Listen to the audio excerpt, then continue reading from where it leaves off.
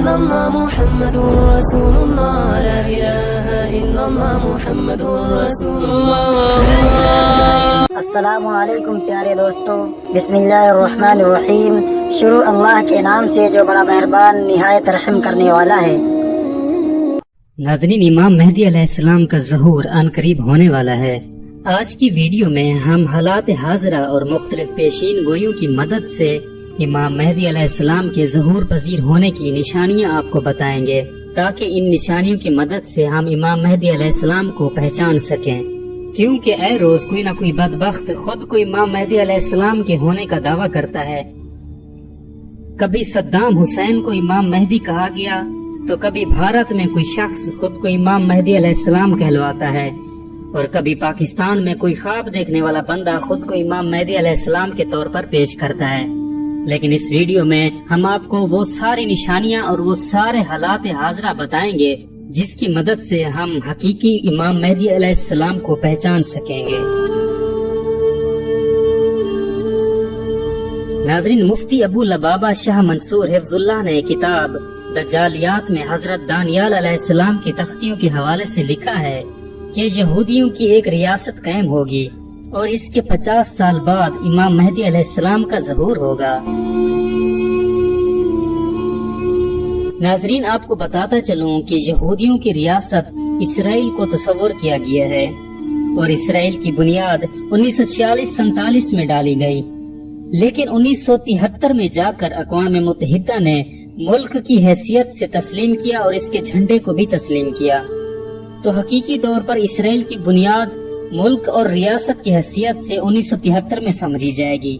اس لحاظ سے 2023 میں 50 سال پورے ہوتے ہیں، لہذا ممکن ہے کہ 2024 میں امام مہدی علیہ السلام کا ظہور ہو جائے. نیز نسائی میں جس غزوہ کی نشاندہی کی گئی ہے جس میں امام مہدی علیہ السلام کی ایک جماعت افغانستان اور مغربی پاکستان سے نکل کر یعنی کہ خراسان سے نکل کر مشرقی علاقہ پر برسر پیکار ہوگی، تو حالیہ جو خبریں آ رہی ہیں اس کی پیش خیمہ ثابت ہو سکتی ہیں.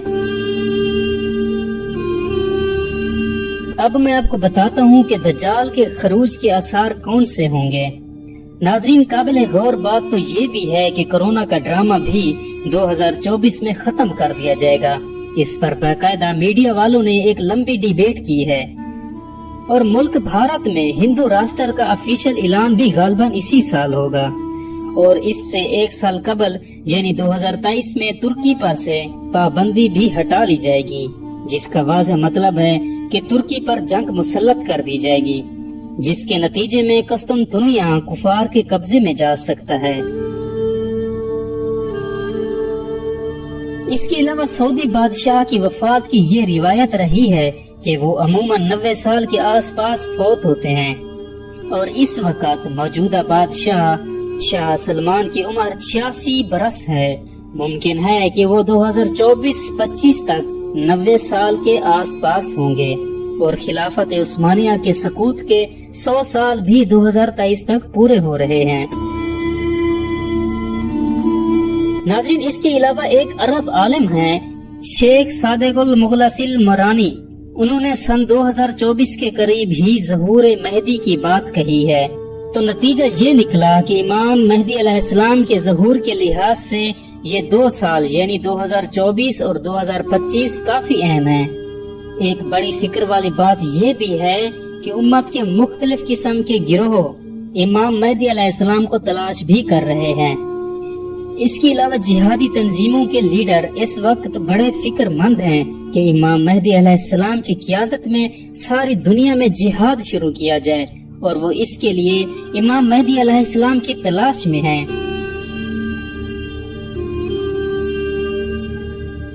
کافی دن پہلے پیر ذوالفقار احمد نقشبندی صاحب نے حرم میں بیٹھ کر قسم کھا کر یہ بات کہی تھی کہ امام مہدی علیہ السلام کا ظہور 2025 میں ہوگا، اور وہ ہر سال اسی تلاش میں جاتے ہیں کہ کسی طرح امام مہدی علیہ السلام کو پہچان سکیں.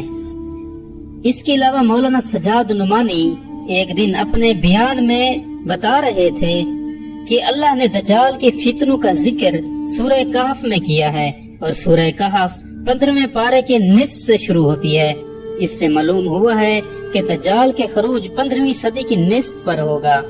आगे फरमाया है कि 16वां पारा शुरू होते होते दज्जाल का जिक्र खत्म हो जाता है, जिससे मालूम हुआ कि 16वीं सदी से कबल ही ये फितना खत्म हो जाएगा।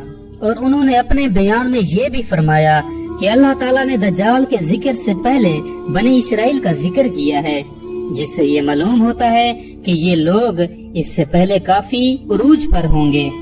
अब हम हजरत की इन बातों पर गौर करते हैं तो इससे भी यही अंदाजा निकल कर सामने आता है कि चूँकि दज्जाल के 15वीं सदी के निस्फ में आने का इम्कान है और हजरत मेहदी इससे तकरीबन 5-6 साल कबल आएंगे, और इस वक्त 1445 हिजरी चल रही है।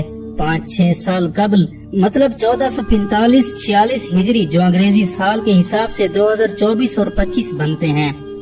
नाज़रीन, इमाम मेहदी अलैहिस्सलाम के ज़हूर के बाद बहुत मुमकिन बात है कि 2025 के बाद इमाम मेहदी की क़यादत में तीसरी आलमी इस्लामी जंग हो। बहरहाल आप जिस तरह भी गौर करेंगे यही 2 साल सामने आएंगे। मालूम हुआ कि ये 2 साल उम्मत मुस्लिमा के लिए बड़ी अहमियत के हामिल है। नाजरीन, अब उन निशानियों के हवाले से बात करते हैं जिनकी मदद से हम इमाम मेहदी अलैहिस्सलाम को पहचान सकेंगे। इन निशानियों में कुछ ऐसे वाक़यात रूनुमा होंगे जो तारीख में पहले कभी रूनुमा नहीं हुए होंगे। इनमें सबसे पहले ये है कि खुरासान से सियाह झंडे निकलेंगे। अब सियाह झंडों से मुराद मुसलमानों की एक फौज है, मुसलमानों की एक जमात होगी जिनके हाथों में काले झंडे होंगे, और ये जमात मुख्तलिफ जंगें लड़ेगी।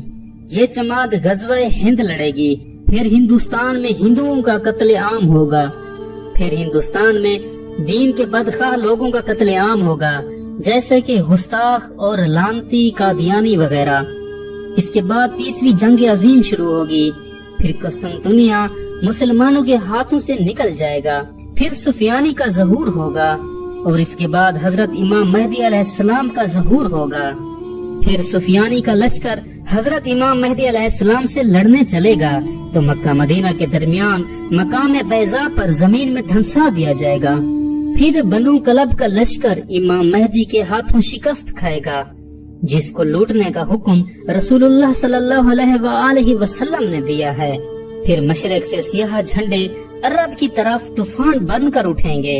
अरब को बचाने के लिए सारी यहूदी नेवी मैदान में आएगी और सियाह झंडों के हाथों बुरी तरह तबाह हो जाएगी। इसके बाद हुजाज मुकद्दस का महासरा तोड़ने के लिए खलीज फारिस के नजदीक सियाह झंडे दज्जालियों से बड़ा जबरदस्त मार्का लड़ेंगे और महासरा तोड़ देंगे। फिर ये लश्कर इमाम मेहदी अलैहिस्सलाम के बैअत के लिए आगे बढ़ेगा और रास्ते में नजद शहर इनकी तूफानी जलगार की लपेट में आ जाएगा। इसके बाद ये लश्कर इमाम मेहदी अलैहिस्सलाम के हाथ पर बैअत करेगा। फिर ये अरबों से खजाना तलब करेंगे, अरब खजाना देने से इनकार करेंगे। फिर ये सियाह झंडे वाले इन अरबों को बुरी तरह कत्ल कर देंगे। इनके कत्लेआम के दौरान सियाह झंडे अरब की रेत को अरबों के खून से तर कर देंगे। इस खौफनाक कत्लेआम का जिक्र अहादीस मुबारका में भी मिलता है। यही वजह होगी कि अरब बहुत कम रह जाएंगे। फिर अरब भागकर मक्का और मदीना में पनाह लेंगे और अपनी जान बख्शी के लिए खजाना देना चाहेंगे, लेकिन सियाह झंडे वाले लेने से इनकार कर देंगे। फिर सियाह झंडों की अगली जलगार का निशाना मिस्र बनेगा, जिसका जिक्र अहदीस में मिलता है। फिर ये सियाह झंडे ईरान का रुख करेंगे, लेकिन ईरान इताअत कबूल करके जान बचाएगा। फिर रोमी अपने वो लोग जो इस्लाम कबूल कर चुके होंगे वापस मांगेंगे। ना देने पर रोमियों के 80 झंडे सियाह झंडों से लड़ने के लिए निकलेंगे। हर झंडे तले 60,000 रोमी होंगे। उनकी इतनी तादाद देखकर सियाह झंडों में से 1/3 भाग जाएंगे, जिनकी तौबा अल्लाह ताला कभी कबूल नहीं करेगा।